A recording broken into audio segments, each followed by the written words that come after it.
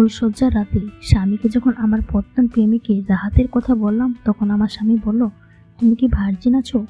কথাটা শুনে আমার চোখ দিয়ে পানি বের হয়ে গেল। যাকে বিশ্বাস করে নিজের অতীতটা বললাম, সে কিনা আমাকে শেষে এই কথাটা বলল। আমার চুপ করা দেখে আমার স্বামী বলল, আজকাল প্রেম মানে দেহদান করা, তাই তোমাকে জিজ্ঞেস করছি তুমি ভার্জিন আছো কিনা। আমি মাথা নিচু করে বললাম, আমি এতটাও খারাপ না যে নিজের দেহ বিয়ে বাদে অন্যজনকে দিয়ে দেব।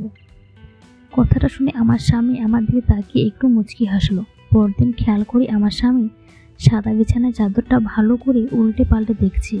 আমি যখন প্রশ্ন করলাম, তুমি কি দেখছো, তখন আমার স্বামী নির্লজ্জের মতো উত্তর দিল, গতকাল রাতে তুমি যে বলেছিলে তুমি ভার্জিন, সেটাই পরীক্ষা করে দেখছিলাম তুমি সত্যি বলছো কিনা মিথ্যা। মানুষ কতটা নিম্নমানের হলে বিছানার চাদরে রক্তের দাগ লেগে আছে কিনা সেটা দেখি, যাচাই করে বউ ভার্জিন কিনা। আমি ঘৃণায় চোখে আমার স্বামীর দিকে তাকিয়ে বললাম, তা পরীক্ষা করে কি বুঝলে? স্বামী আমার দিকে রাগি চোখে তাকিয়ে বলল, এখানে বোঝার কিছু নেই, আমি যা বুঝার বুঝে গেছি। আজকালকার প্রেমের কথা। এই কথা বলে আমার স্বামী চলে গেল।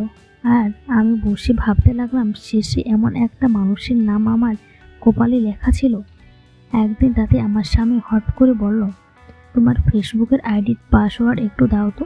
আমি বেশ অবাক হয়ে বললাম, আমার আইডির পাসওয়ার্ড দিয়ে তুমি কি করো? আমি যাই করে তোমায় দিতে বলছি দাও, আমি আমার ব্যক্তিগত আইডি কাউকে দেব না।